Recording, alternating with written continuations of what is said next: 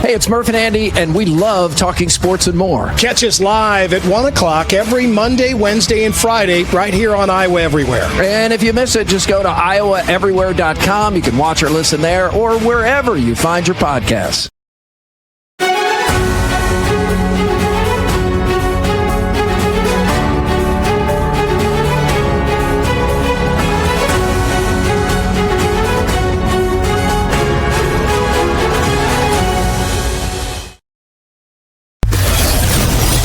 Leistikow, Scott Dochterman, the two biggest Hawkeye and Big Ten beat writers, together on one show. Game Day Men's Health proudly presents Legends and Listeners, best enjoyed with an easy Eddie from Big Grove Brewery.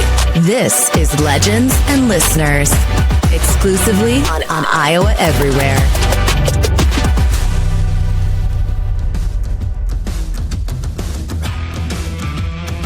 Hey, Hawkeye fans, Big Ten fans, and Iowans everywhere. It is episode 114 of Legends and Listeners on Iowa Everywhere, presented as always by Game Day Men's Health. Chad Leistikow here of the Des Moines Register, along with the esteemed Scott Dochterman, national writer, big shot for The Athletic. We're in the Channel Seed studios to talk a lot of stuff in the Big Ten this week, Scott, including Iowa, Wisconsin. It's been a bye week for the Hawkeyes, but a ton of news even since our last show. Even on Wednesday night, Kirk Ferentz moved the Mark Gronowski news just a little bit forward. There's tons going on in the Big Ten. Penn State lost at UCLA. What's going on over there?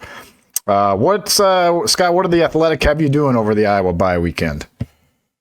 I actually wrote about Rick Neuheisel and Jerry Neuheisel. So on Saturday night, I talked to Rick at length. He's the father of Jerry Neuheisel, who found out on Tuesday before the Penn State UCLA game that he was going to be the play caller.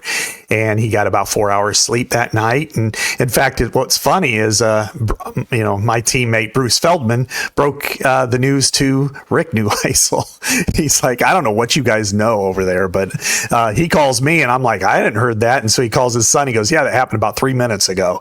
So I wrote about Rick, because on the air he was pretty emotional and very excited, and but as we saw, one of the biggest upsets I think I've ever seen. Because seriously, I had no plans to tune into that game, and all of a sudden it was gripping. You got one team, Penn State. I picked them to win the national title. Now, and started the year ranked 2 in one poll. And then you have the other team that doesn't have its coach, its offensive or defensive coordinator. It ended up, it's 0-4. It lost 35-10 at home to New Mexico. And yet it thumps. I mean, it really outplayed Penn State the whole entire game. Now, they had the talent to do it. Nico is a pretty good quarterback, but still, what a shocking upset. So that's what I did on my bye week, Chad. How was yours? What did you end up doing on Saturday? It was my daughter's birthday this past weekend, so she turned 13, so that was pretty fun. I have a second teenager in the house now, so just good family time. Low key, it was kind of nice. After all these late night games, of which we're getting more of here soon, covering the Hawks, you have to recharge after some of these night games. Because you work till whatever, 3 a.m, 5 a.m, something, just depending on the game. And so anyway, it was nice to just sort of have a relaxing weekend. So I feel pretty pumped, pretty energized coming into this week, Scott, as Iowa faces Wisconsin. You've written about Iowa versus Wisconsin, I know, in the pages of The Athletic for many years. The 2010 game, of course, I remember you writing about. I mean, it's just such a classic rivalry. And now we get to this one. It's kind of earlier in the season. First game at Camp Randall in this matchup since 2007. And and any one of 6 quarterbacks could be on the field for either team or 3 each on Saturday night. So a lot of drama coming into this particular matchup, just given the history of this. Both teams are really going to want this. You know that. Yeah, absolutely. I think you look at let's take the Wisconsin angle of this right now. I mean, they're 2-3. They've lost their 3 last games. They've lost by at least 2 touchdowns. Alabama, Maryland, and Michigan have not played well in really any discipline other than run defense, which is kind of coincidental considering how bad Iowa ran over them last year in that area. This is Luke Fickell on Monday really played up the rivalry aspect of this, which is what you kind of have to do if you're 2-3 and your season is kind of going off the rails and you have the schedule that Wisconsin has the rest of the way. That this is a game you circle. It's homecoming. You're playing a rival. You've got something on the line, a symbol of victory in the Heartland Trophy. You got pulverized by them last year, which really forced them to readjust everything they were doing defensively. They brought in, I think, 6 new players on the front 7, and they all weigh close to 300 pounds, as opposed to last year where I think one exceeded 300 pounds on the front wall. So they're pushing all their chips in the middle of the table, emotionally, mentally, channeling it all, because they figure, okay, if we can get Iowa, no matter what happens at the end of the year, at least you have something accomplished. You beat a rival, you knocked off a 3-game win streak, you took a symbol of victory, and you kind of gained revenge from last year. That being said, Chad, I mean, Iowa is the better team, and Iowa has a lot to play for still. I mean, there's not a goal left that they could just say, yeah, we don't have anything to play for. I mean, they do have things to play for, and how difficult, and something I would not recommend anybody betting on. But still, I think that there's a lot at stake. And then when you peel it all the way back, it's Iowa versus Wisconsin. These games matter. This is a reason why it's protected. It's one of 12 protected rivalries in the Big Ten. It's the 99th edition of this series, and it's Iowa's closest in proximity rival in Big Ten play. Yeah, I was going to wait on this topic, but since you kind of referenced what Iowa has to play for, I know you've got a piece coming out. I don't think it's out yet. We were talking about it, though, about kind of the middle of the Big Ten. And certainly Iowa's kind of in that middle ground. And the reason I bring it up now in the show is because we just talked about Penn State. Penn State happens to be Iowa's next opponent. So it's Wisconsin, then Penn State, 2 coaches that are just absolutely under scrutiny, under fire, however you want to phrase it. But I feel like the Penn State loss, Scott, maybe opens the door. I'm not saying Iowa's a playoff team, okay? But I'm just saying it opens another spot up potentially for the Big Ten, right? I mean, there's more ground to fight for now, because you just, like, a lot of people just assume Penn State was going to be in the playoff. And I mean, I think right now you'd probably feel pretty good about Ohio State and Oregon having a good chance to make it. I feel pretty good about Indiana going to make it, as long as they take care of business. And I kind of, I'm thinking they might win one of these 2 big road games against Oregon and Penn State. But that's another conversation. But why don't you talk about your story about the middle of the Big Ten right now and kind of what's at stake for a team like Iowa? Yeah, right now I think there are like 9 teams that still kind of can play their way in. Now, if the playoffs selections happen this weekend, there would be 3 teams from the Big Ten getting in, and there'd be like 6 from the SEC. So this is, you're looking at, you've got to play your way in. You're not there. And Iowa, I think, is part of this because the 2 wins, no matter how, Iowa State's really banged up, so it may come down a little bit, but against 2 ranked opponents by a total of 8 points, they have the schedule that A, could bury them, or B, elevate them. And what we've talked about from day one, it was, I think we both projected them at 10-2, but I think on the flip side, I said they very easily could be 7-5, and part of that is the schedule. However, when you start to parse it back and you look at Wisconsin and what you need to do to Wisconsin, and then you look at Penn State and what you need to do to Penn State, there's not a lot of what I would say, changes mentally. It's just, but you've got to first concentrate on the task at hand. If you try to say we're going to play all these teams at once, you're not going to win. But beat Wisconsin on the road. Don't let them even get in the game. Score twice in the first quarter. Hold them without a score. they're going to press. You're going to get them because they have a terrible passing offense and run offense for that matter. Penn State, on the other hand, is a more talented team than Iowa. And it's not even close, frankly. However, night game at Kinnick, a lot of energy is going to be there. Penn State and Iowa, oil and water a little bit.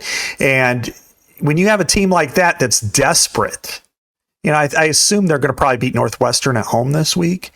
But when you get a team like that that's desperate and you're playing Ferentz ball, which is we're just going to fight low to the ground, and then all of a sudden with a minute left in the match and it's 4-4 in a wrestling duel, then you're going to start seeing pressing. You're going to start seeing, oh crap, we got to win this game. I mean, our playoff hopes and everything is on the line. That's where Iowa's got them. Just play them the way you want to play them. And I think, but with both of those teams, you have different thoughts for their coaches though too, and I think that's fascinating. Chad, tell me what you think, because I mean, Luke Fickell came in so highly acclaimed, and James Franklin's making $10 million a year. So yeah. I mean, this is these are pretty interesting dynamics. Yeah, I think Fickell's just been a stunner. I mean, that just how wrong it's gone. I mean, that looked like the great hire, as you guys know. And I think as we get into previewing this game, I mean, Iowa could potentially, I don't want to say a kill shot, but they could really damage Wisconsin's season further with a win here, because that, to me, they're putting all their eggs in this basket. Wisconsin has the 42 push-ups, after spring practice.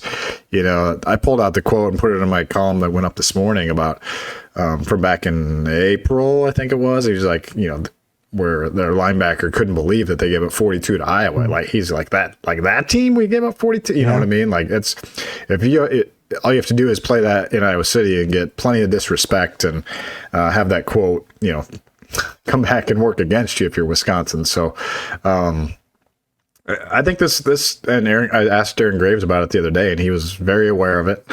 42 push-ups. He's like, whatever works for them, type of thing. So it was kind of it was a little bit of a acknowledgement, I think, of okay, whatever.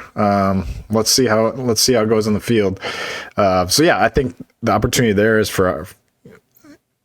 I think Iowa has an opportunity to really take out Fickell here. And Ferentz, I feel like, has been pretty good in those cases. Like, if he's got a coach that's down, he's usually doesn't let him up. I don't want to say never, but I kind of like Ferentz in those situations. And then Franklin, I mean, Ferentz would have no problem taking a swing at Franklin, and getting that. I mean, that would be a highly motivated team for Iowa too. Now, to me, this from our show at Big Grove, like, I'm not a big James Franklin fan, but not a big believer.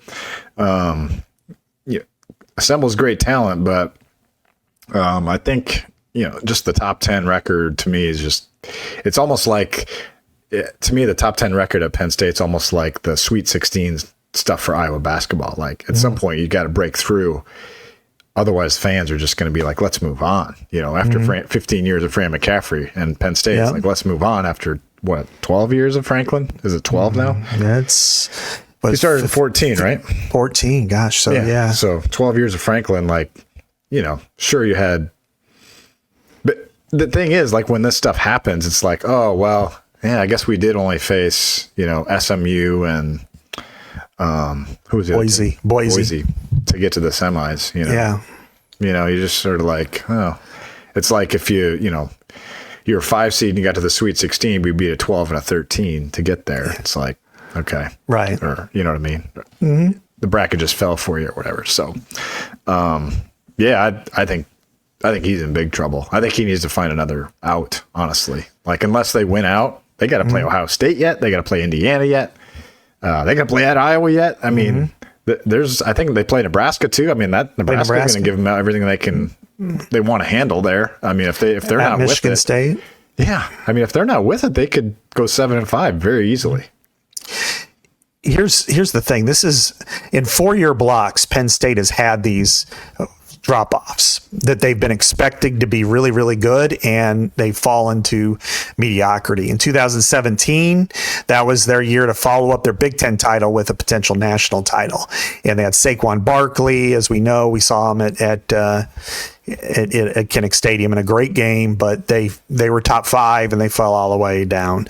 You look at 2021, Chad, the 3-versus-4 matchup, and they finished 7-5 in the regular season, and now they were ranked as high as number 2 in the opening polls, and idiots like me picked them to win the national title, and they have their first 3 games, they did not look very good. They played nobodies. And then that's part of the problem that they're going to face, is that unless they win out, 9-3 absolutely will not get them anywhere near the tournament, because not only do they have just this unforgivable mulligan, they can't even scrub it out of their system, against UCLA, but they don't have anything to rely on in the non-conference. They couldn't say, well, at least we beat West Virginia or Auburn like they had in the past. And that's a really tough spot. So now if they go and they beat Indiana and they beat Ohio State and they go and do all of that, then they'll be okay. But I think the main thing is, as you mentioned about Fran McCaffrey, that I think when you look at Penn State, they're in a perpetual state of purgatory.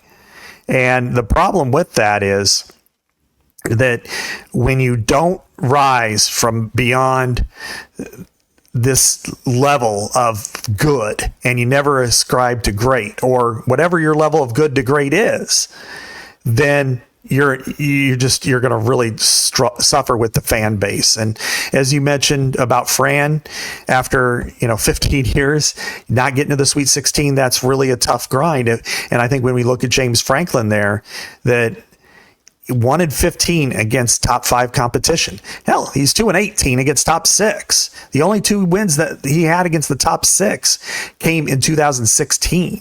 So every time Penn State gets to that level, they lose. Mm-hmm. And you can only ask a fan base, a proud one that believes itself to be a blue blood, and financially and historically it is. You can only allow them to go so high before they just say, you know what, we're done here. And I think if they lose at Kinnick, if they lose at Kinnick and at Ohio State, and Ohio State's the big one for them anyway, then that state of purgatory is going to be a place where, it's not a bad situation. Forget the finances, just the career path of, Maybe go find somewhere else for you, and we'll move on, and maybe there'll be some penalty financially, but not necessarily a firing, but just a mutually parting of ways is not the worst idea in the world. Yeah. That's what I'm saying. Like, I'd be surprised if they don't beat Ohio State. It's going to be hard to bring him back, I think. I mean, fan wise, I'd realize, like, if he goes 10-3, maybe they don't move on from him, but I think fans will be pretty fatigued after that. And I think here's the thing. I think where some of the media missed it, and it's easy to do, is that I think Abdul Carter and Tyler Warren were like damn good players last year. And they carried them on both sides of the ball last year. And I don't think, you talk about everyone coming back, but they didn't come back. Yeah, right. Those guys you can see how good Tyler Warren is now. I wish the Bears picked him at 10, instead of Colston Loveland. No offense to our Big Ten friends at Michigan, but I'd rather have Tyler Warren right now. Anyway, Ferentz has a shot here, Scott, to maybe take out 2 coaches in 2 weeks. It's going to take a lot. Iowa's got a long climb here. We're not crowning Iowa by any means, and they don't have a quarterback right now, or at least don't have a solid plan at quarterback. But there was some positive news, I think, Tuesday at Ferentz's presser.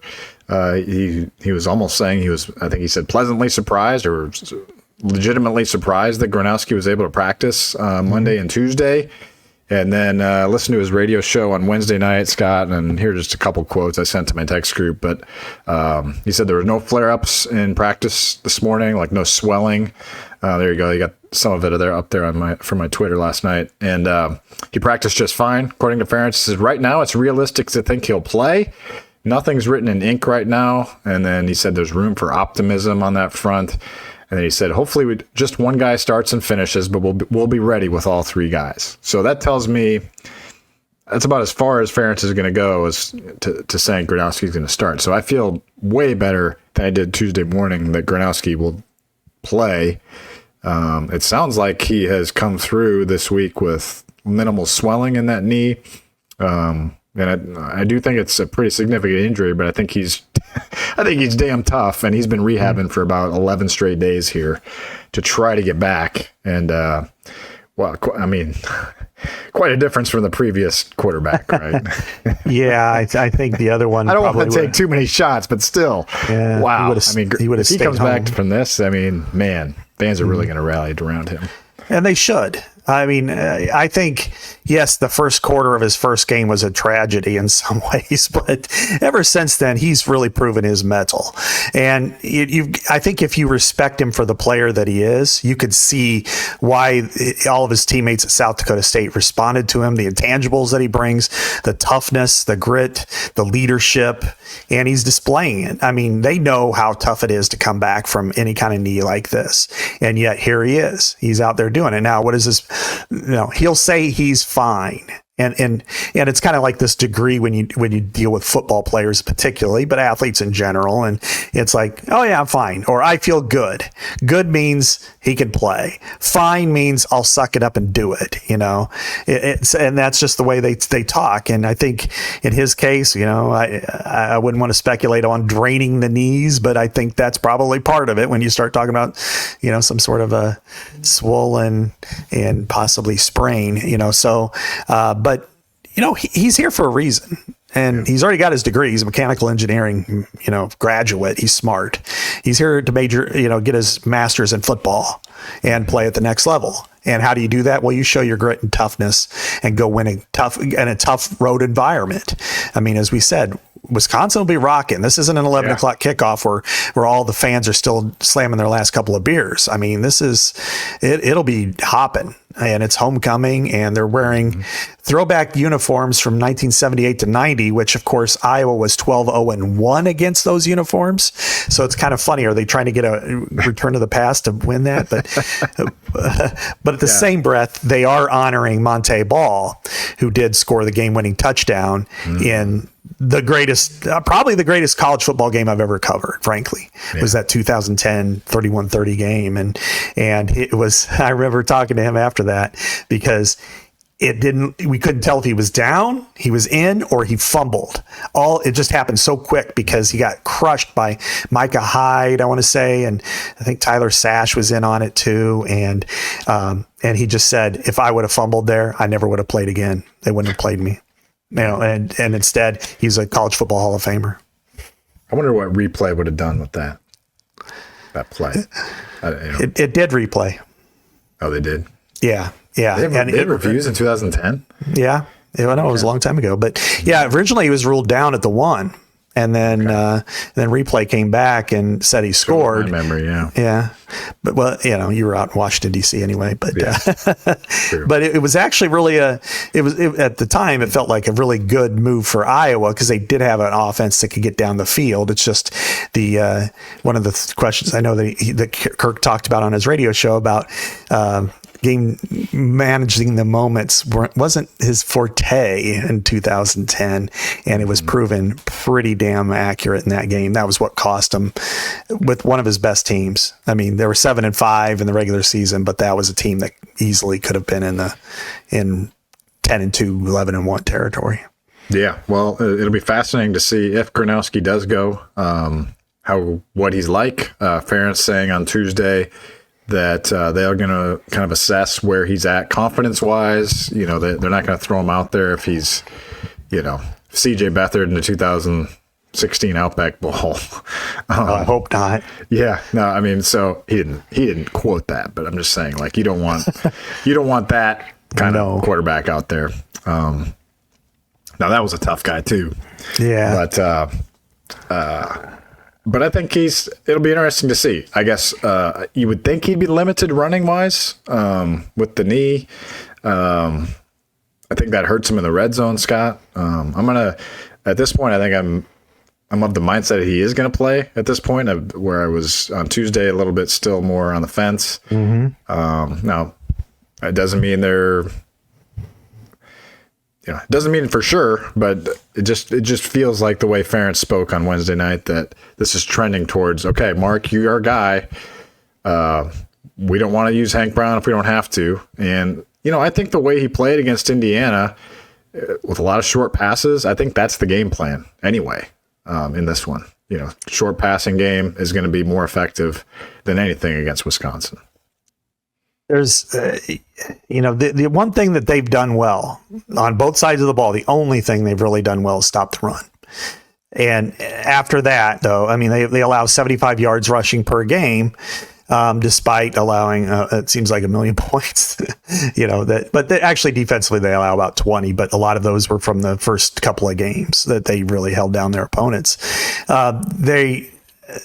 Outside of that, they've been pretty dreadful through the passing game. I mean, they ranked 95th in allowing 240 yards, 97th in 64% on the passing situation. So this is not a good defense at this point. They've got a lot of girth up front now, which does help them in the running game. And I think with regard to Gronowski, what will probably be asked of him and told of him is run straight ahead, don't juke, because juking can inflame, hurt, twist. That's going to be awfully tough to do once you're out there, but you do live with it. And so I'm sure he'll run a little bit, but I'm sure they'll try to say, let's not call any runs necessarily, unless it's a sneak or it's a draw or something like that. But Iowa should be able to move the ball effectively and be methodical with it. I would say that this is a game where they can take control through the passing game for the first time. And this is a Tim Lester game to me. Lester looks at what Wisconsin does well. Stop the run. Okay. How do we play off of that? Their secondary isn't very good other than Hallman.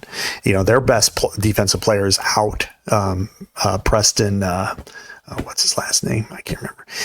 But he's really good. It just, their best. So they're really kind of in a tough situation. Then offensively, they're a train wreck. I mean, they averaged, this is Wisconsin, averaging 3 yards a carry. The last time they averaged that low was Barry Alvarez's second year, 1991. I mean, they're averaging less than 19 points a game. In fact, last year when they're making fun of Iowa for its offense, Iowa averaged almost 28 points a game. They averaged 22. So I don't know what they were yapping about. But anyway. Well, Mark Gronowski may be back in the game, and Game Day Men's Health promises to get you back in the game. Us old dudes, we can benefit from testosterone replacement therapy. It's really simple. Weekly shots. I get them every week, every Wednesday. Gives you a little extra energy, a little better outlook on life, better workouts, better performance in everything you do. It's all showing up for me anyway, with a weekly tee shot. Also wanted to point out, I asked about this in my visit this week. Game Day Men's Health is running a special right now on peptides. If you've never heard of peptides, there's something that can help you with injury recovery if you're dealing with that type of thing, which I know a lot of us in our early 50s can be, even if you're in really good shape. So they do more than just the tee shots, but get connected. You can find out all those things with more. They can do so much more too.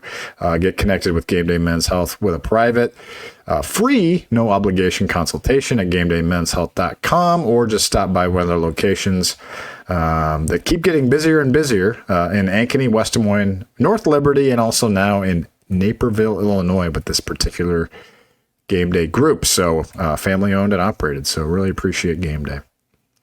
Oh yeah, they've been great. I miss my girl Alicia. She was great in North Liberty. I always like to see her on a Monday morning. It always kind of gave me a little bit of a jolt to the week. She wasn't there, but it was still good to go in and see everybody on Monday morning. It really kind of gets me on the right track and gets me going. And I'm not quite in the PR levels like in my 20s for lifting weights, but I'm certainly in the PR levels since my 20s.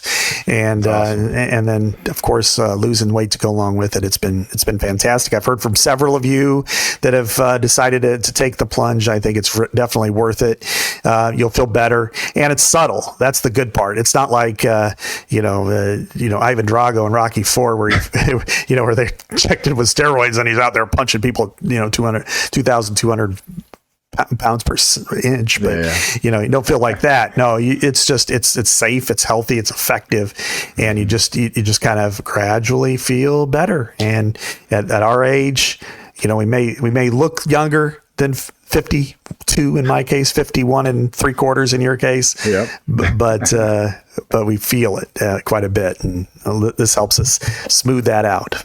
Yeah, it's like a running game that just kind of gradually takes hold, and then the fourth quarter you're really rolling. Also want to point out a contest we've got going at Iowa Everywhere for Disney on Ice tickets. Disney on Ice returns to Des Moines from November 27th through 30th with 9 shows at the Casey Center.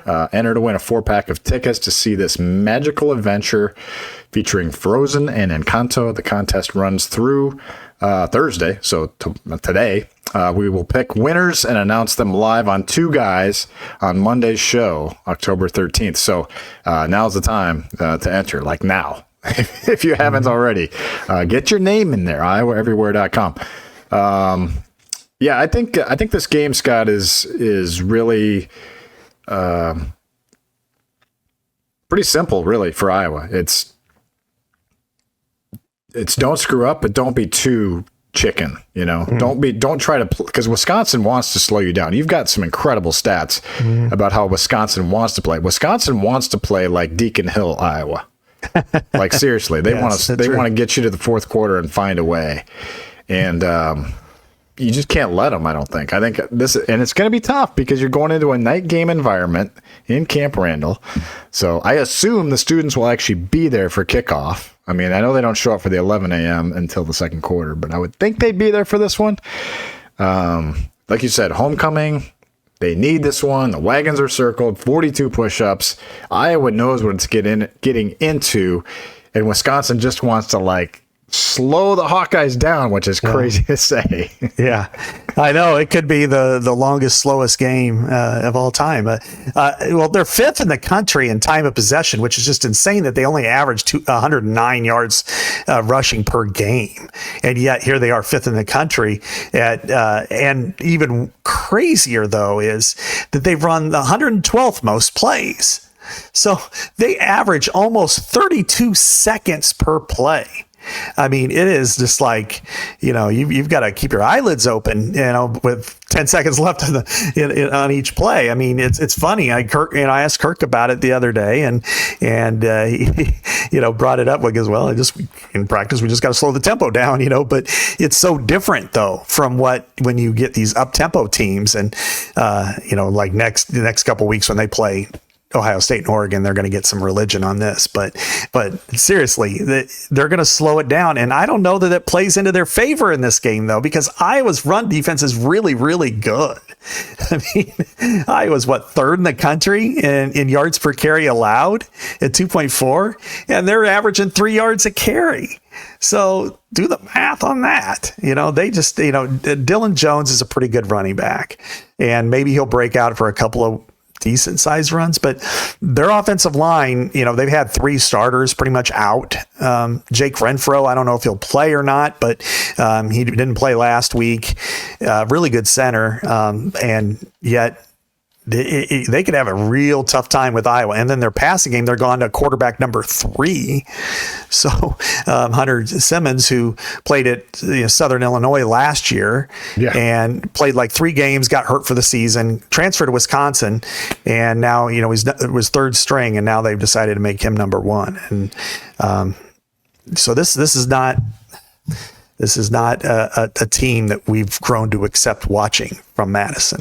Yeah, it would surprise me if Wisconsin has a good offensive day. And so that's what, I mean, if you can get them behind, you're in really good shape. Some other crazy stats about Wisconsin that I put in my column this morning as well. They have faced, Scott, defensively, they have faced the third fewest plays in the country, yet they're giving up 5.84 yards per play. And that just shows you how much the offense just wants to stay on the field as long as humanly possible. Right. So Wisconsin's defensive numbers, is what I'm saying, are kind of like inflated a little bit because they're just not. Neither side is. There's just not a lot of plays. There's not a lot of possessions in these games. Another crazy stat about Wisconsin is they're giving up 8.5 yards per pass attempt, which is 126th in the country. And they faced some bad teams earlier in the year. Like they weren't like Alabama threw it all over against them. Even Bryce Underwood, who hasn't been like throwing much, was great. Almost 10 yards per attempt for the Wolverines this past weekend when they kept it kind of close, respectable. 24-10. I just what I'm seeing, the more I look into this, I'm interested to see this game because it's just so un-Wisconsin to me. It's just, it's strange. Like, I feel like their defense really isn't that good. And their offense isn't good. So, I was only favored by 3.5. But I think if Gronowski plays, I really like Iowa's chances in this one. For sure. I mean, their last two quarterbacks they played are true freshmen. Very dynamic. Malik Washington at Maryland has been fantastic for them. And if it wasn't for a disastrous fourth quarter, they'd be 5-0 right now and the talk of the town. But Michigan, as you said, Bryce Underwood is really uber talented to the nth degree. He is fantastic in that what he will do. He's flashing. He's inconsistent, but he's flashing at times. And I thought Wisconsin played hard. Offensively, they have nothing to offer. They had one great drive right off the bat. And I was like, okay, Wisconsin's back. And then it was like, no, we're JV Wisconsin again. And that's kind of the way they've played here. But I think there's a couple of things that you have to examine in the big picture. And this directly applies to Iowa, which is number one, Kirk Ferentz isn't going to coach forever. We don't know when that day is going to come. It could be in a month and a half. It could be 5 years down the road. But maintaining your identity as a program is crucial. And he punted on it. Luke Fickell came in and decided we're going to scrap what has worked for them offensively and go with Phil Longo, who is an air raid guy. And now they're trying to move their way back, but you can't rewind time, because what Wisconsin did as a developmental program and what everybody else does is try to feed in the Chicago suburbs. Go get your 2 or 3 guys out of there that you can bulk up on the offensive line, a couple other guys. And they lost ground. Illinois stepped in and filled that vacuum for them. Iowa has taken over. Michigan State has fallen back. Indiana has taken in. And you just can't reclaim that territory, especially if you're a new coach. The other thing is they're on quarterback 8, I think it is, over his 3-year period. That is dangerous territory. They've hit the portal over and over and over again and not found a solution. So you have to have some homegrown talent. And that could be what Iowa's trying to do, because Iowa hasn't had any luck either, which is, okay, 1-year guy, and then let's take a young guy and build him up. But I think those are the cautionary tales that Wisconsin's providing right now, because they very easily, with this rest of their schedule, they could go over in the Big Ten. In fact, I'd be more surprised if they won a game as opposed to going over. They're not very good. I mean, I think home against Washington and home against Iowa are probably their best chances. Maybe at Minnesota, maybe. Yeah, maybe. But it's tough. I mean, after this is Ohio State and Oregon, right? Right. Jeez. Yeah. I mean, and then Washington, which after 7 quarters of bad play in the Big Ten, they exploded and they have some really good stuff. And if you're at home and you're exploding and you live in the Iowa City area, you might want to give a call to Acriman Plumbing. Acriman Plumbing services the Iowa City area, and we're thankful for their support here on Iowa Everywhere's Legends and Listeners in Instant Iowa. Acriman is only in the residential plumbing business, so your calls matter and will be answered in a timely manner.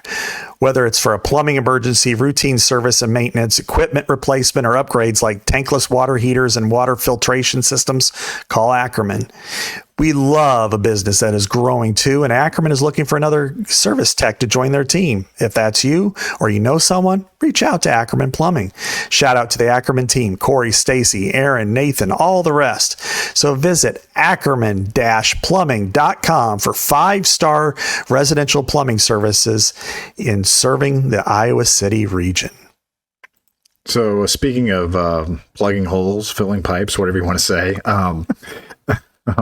Iowa has a new middle linebacker, Jaden Montgomery, comes into the fold. What do you think about Jaden Montgomery? Jaden Harrell's hurt, so Montgomery steps in. A lot of love from his teammates when we talked to them on Tuesday. A lot of love from Ferentz. Definitely a short guy, 5'10", 225. You don't see many middle linebackers that size.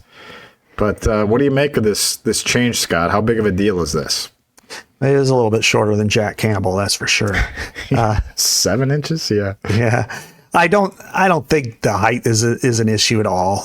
That's sure you'd want an ideal, but they lived with a pretty good 5'8" safety there about 25 years ago. So I do think though. You want to make sure that all the trains are running on time, first and foremost. He's going to be the green dot guy. So you want to make sure that he's out there getting everybody ready. 2, does he have the instincts to dissect a play and be there where he needs to be at the right time? And that's going to be a challenge for him because he's going to be thinking a lot in pre-snap.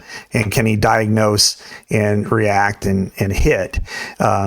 With authority, all in such a quick period of time. I mean, the way Jay Higgins was able to, that remains to be seen. I think at this point you feel good that he's in that position, but I think until you see it actually happen in real time and against an opponent, you just don't know. Especially being in a place like Camp Randall. Now he won't have a problem with crowd noise, probably, not because the Badgers will be out there, but I think you want to. There's probably a little bit of concern there, but I think you also give him a chance. This is his opportunity. And if it doesn't work out, then you got to start looking at the younger guys too. But I think you also want somebody who has at least seen it before. And because what's on their horizon. I mean, we can say what we want about Penn State, but they are a pretty talented team with 2 outstanding running backs and a veteran quarterback. Yeah, that's part of this week too, is getting ready for the bigger challenges ahead. Penn State, Oregon, at USC. I mean, they're coming fast here after this one. Minnesota, Nebraska. Yeah. So, got to get this one right, Scott. If you're the Hawks, I mean, to me, it's this is another thing I wrote about. We talked about it on our Hawk Central show on Wednesday. It was just like, if you win this game. Season of hope is still there, especially if Gronowski plays. I mean, especially if Gronowski plays and looks decent. I mean, you've got a chance you got a chance. And then you got Penn State next week. It's more beatable now than maybe you thought initially. And there's a lot to play for still. If you lose this game, Scott, then it feels like, then what games do you win? So there's. We're making Iowa sound like it should win this game. It's only a 3.5-point favorite. It could definitely go the other way here. We've seen Iowa lay some eggs on the road here the last couple of years in night games. Michigan State, UCLA, games you thought they might win and then they look bad. So there's certainly a scary element to what if they lose. So what if they lose, Scott? It's going to be really hard for people to get off the mat on this one. I mean, because this is a team, we talked before about Indiana, like, don't look at this as Indiana. I can't believe we're losing to Indiana. This is the same way that people shouldn't look at Wisconsin as Wisconsin of, the team that you measured yourself against for a decade plus. I mean, this is a different program right now, which also is the scary part of if you don't play well and then they're feeding into it. And it's the reverse of what we were talking about Penn State. Now it's 13-13 in the fourth quarter, and Iowa's struggling, and Iowa can't do anything, and the crowd's energized, and it's into it, and it's like, then you get kind of nervous, and then you pucker up a little bit, and it's just, but I think that's why it's up to Iowa. And this is an Iowa game. This is a Tim Lester game. Iowa's defense will play well. It should play well against this team. I mean, if there's, I'd be surprised if they don't. Yeah. I mean, look at how they played against both Iowa State and Indiana. Mm. I mean, frankly, it was really good. And what so I think in that regard, it'll play well. Offensively, I think they're growing. I think they're getting better. And I know somebody, they only scored 13 points against Indiana. Well, that's different. They're a playoff team, no question about it. I think in this case, the narrative is still out there to be written about this team. Yeah. I mean, what is this team established? We don't know. But I think that can still carry.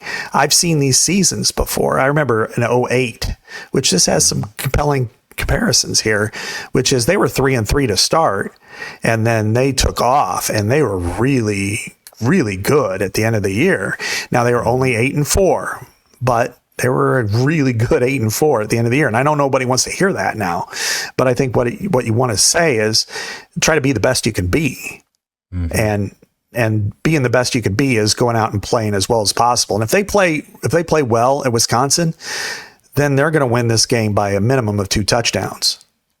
If they don't, if they let them hang around, like, you have mistakes like against UCLA last year. I will say that if even Gronowski on one leg is a better quarterback than they had in either of those games, that his leadership alone should propel them to slug it out. And then if you get in that game, you'll be okay.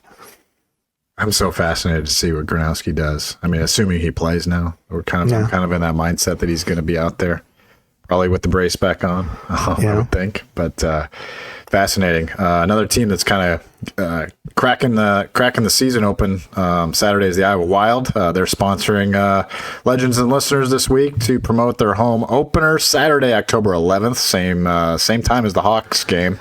Iowa Wild versus the Chicago Wolves at the Casey Center. First 1,500 fans in the building will take home a 2025-26 season magnet schedule. And adults, it's good you specified this. Adults can enjoy 2-for-1 Confluence beers, puck drop, post-game autograph signing for all fans in attendance. Then they play on Sunday as well. Kids opening night, that's 5 p.m. against the Rockford Ice Hogs at the Casey Center. First 1,500 fans take home a kids color your own hat. So there you go. Iowa Wild back in action this week. It's starting to get into winter sports season now, Scott. The Big Ten Men's Basketball Media Day it is today. Women's was Wednesday over in Chicago. We've got Dargan and Tyler over there for us at Hawk Central. Anything else on this Iowa-Wisconsin matchup? I did want to talk a little more Big Ten too before we close up. And I want to hear about your beer tour. Yes. As well, at some point, whenever you're ready. Chad, first I was going to say, if you're not going to go to Madison and if you're not going to go to the Wild game, you should probably go to Big Grove. And throughout Iowa, Cedar Rapids, Iowa City, Des Moines, the OG in Solon, and they're opening one in Omaha as well. This is one of the best places you can go. In fact, you can get your Easy Eddie. Those are terrific. Everybody loves them. Citrus Surfer, the neighborhood beer, 1939, as everybody knows I love. And then also their Oktoberfests are still kicking. And I was there on Saturday. I watched the Badgers and I watched the Cyclones from the Iowa City room. And part of that was to do this story that I had mentioned, and that is life and football along what I call the beer highway. And this is something that I actually started to plan on back in pre-COVID days, and finally got around to doing it this year. And that is, how does football and beer intersect between Iowa City and Madison, Wisconsin?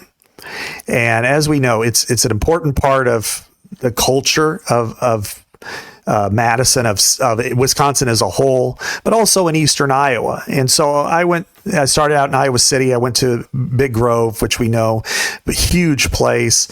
One of the things that enticed me about that, and I couldn't go because of game situation, but usually the night before games is where it is rocking. It is the place to be because it is full, 1,100 spots in there and outside, and it is packed. And that's usually about a third of them are visiting fans. Then I went to Cedar Rapids, beer caves. I don't know if you ever heard about that story, Chad, that there were beer caves under I-380 that were discovered in 2014. And these beer caves were built in the 1850s by German immigrants to keep their beer cool, and then used throughout Prohibition to run it. And then they rediscovered them in 2014. So I wrote about that, and then also in Czech Village, some of the areas. But probably my favorite stop, though, Dubuque, which is what I call the epicenter. And I met our old friend, both of our former colleagues, Mark Morehouse. And because I figured there's nobody else better to talk about the beer highway, Iowa and Wisconsin football than Mark Morehouse. And so I spent the day with him. True. Yep. Toured some old places, then hit New Glarus, Spotted Cow. Okay. Hit that factory in the summer, and then ended up in Jordan's Big Ten pub there right outside Camp Randall Stadium. So just wanted to check the confluence of beer and life, how it all comes together with football along what I call the beer highway. And it was one of the more fascinating stories I dealt with. It was just so much rich history well beyond football, but football connects everybody. So I'm excited about it. It came out this morning, Thursday morning. Yeah, check it out at The Athletic. Scott always has some interesting stuff going on. Last little thing on the Hawks game here is the returns of Reese Vanderzee potentially. I think that could be an interesting factor. I'd like to see him get on just a little time on Saturday, because I think they could really use him against Penn State next week. I think they've been missing that type of big receiver red zone, especially if Gronowski can't run as much in the red zone. I feel like Vanderzee could be a real valuable weapon there. Maybe they just use him in that way. I think that'll probably just cut into KJ Parker's snaps a little bit, but Parker hasn't been too overwhelming. And, they're down Jazz Patterson, they're down TJ Washington, but I don't think that's a bad thing because Xavier Williams is coming back. So I kind of like the backfield, honestly, of Moulton, Williams, and McNeil. I feel good about those three.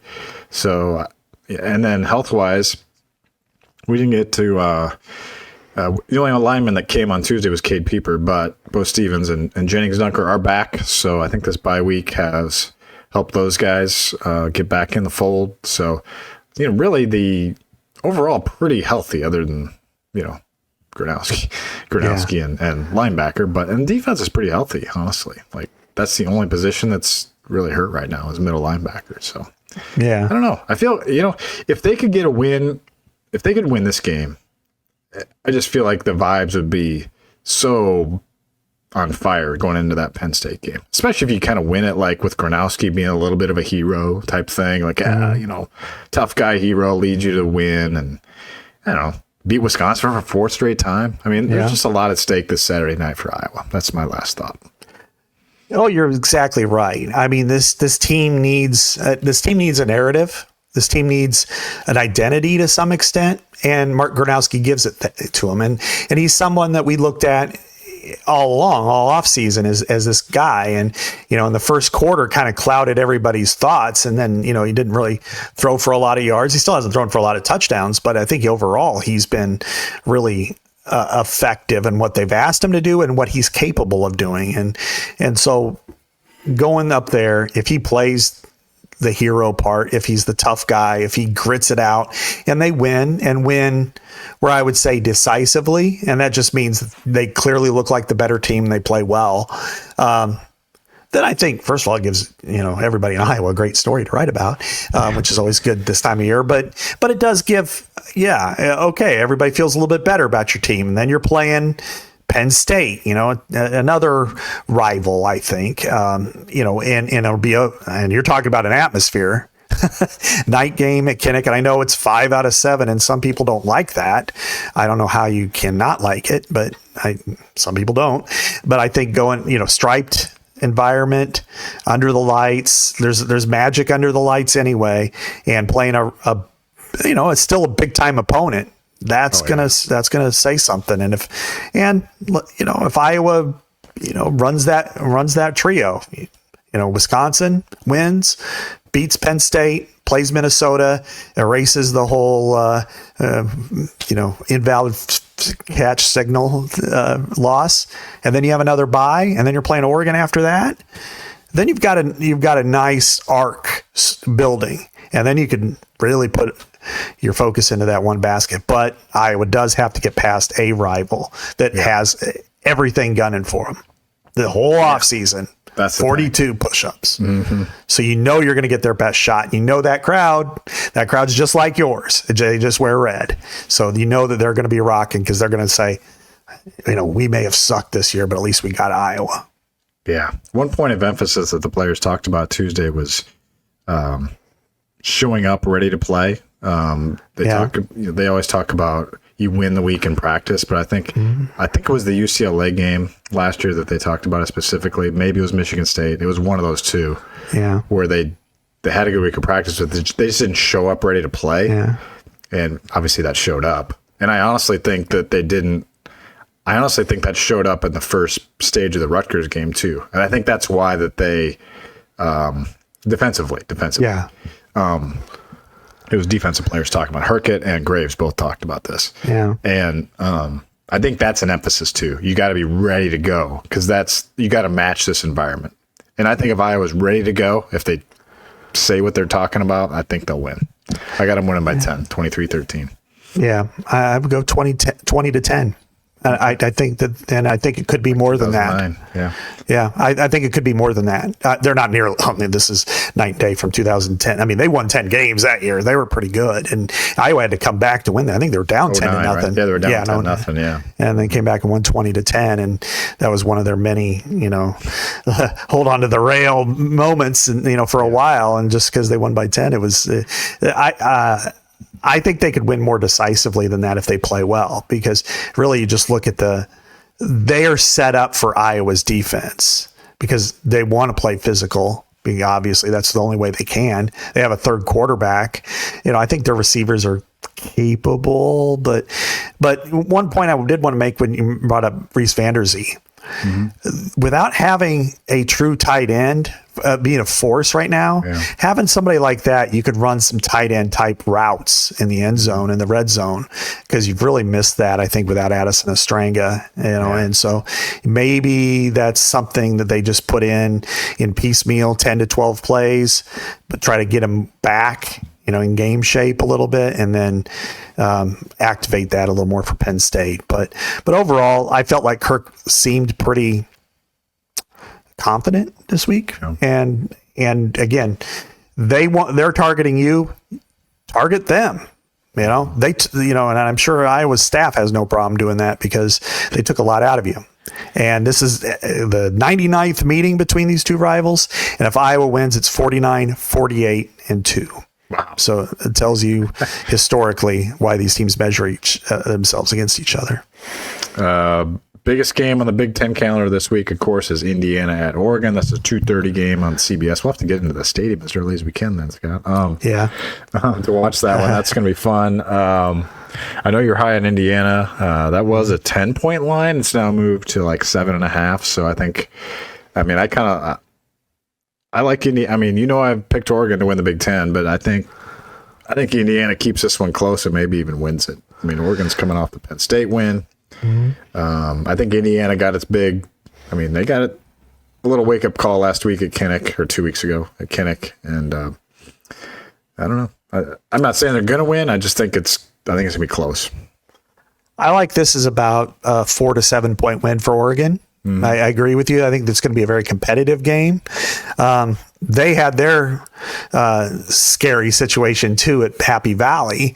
So, that was they were, up 2 touchdowns, and Penn State comes all the way back. And it's really remarkable to see how the narrative of a season can change, because Penn State scores first in that first overtime, and it looks like, all right, they're going to win. And then they lose in typical James Franklin fashion, and they go and just completely implode out on the West Coast. But they didn't show up ready to play. Yeah, they did not. UCLA, same as Iowa. It must have been that bus trip to Harrisburg to fly out, I suppose. But I like Oregon, maybe like 34-27. Something like that. That'd be fun to watch. Yeah. And then Ohio State at Illinois is interesting. And I wrote a little bit about this. That Big noon. Yeah, it's big noon. Second time in 3 weeks at Illinois. Last year, Illinois played the defending national champion in week 7, which was the 100th anniversary of the Red Grange game, and won. This year, they play the defending national champion in week 7 at home on the 100th anniversary of the Illabuck. The second oldest traveling trophy in the Big Ten, along with the thing that Purdue and Indiana play for. Old Oaken Bucket. Right? The bucket. Yeah, I can't even believe I forgot that. But anyway, so that being said, this is not even matchup. I mean, Ohio State is clearly better than Illinois. It's not even close, really. I can't believe Matt Patricia's doing so well with that defense. I never was a fan of his, but he's got it rolling on defense, man. Yeah, he does. But have you seen the defenders? I mean, he's got players. It's funny, they only had the best defensive line in the country, and all of them got drafted last year. And the ones coming in here may be a little more talented. Jeez. It's unfair. It's an embarrassment of riches. And then the night game is a borderline elimination game for the playoff. Michigan at USC.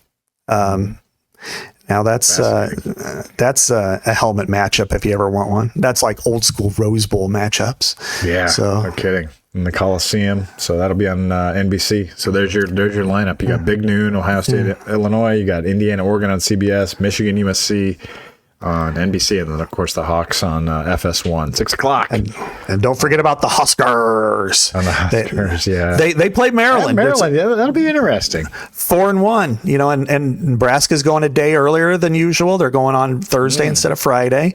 Both of them are 4-1. Nebraska's been really good throwing and defending the pass, but they've been not good running the ball but Maryland is kind of done with smoke and mirrors. I think they are ready to come to earth. But, Nebraska could be 5-1 at the end of that day and on their way to the playoff.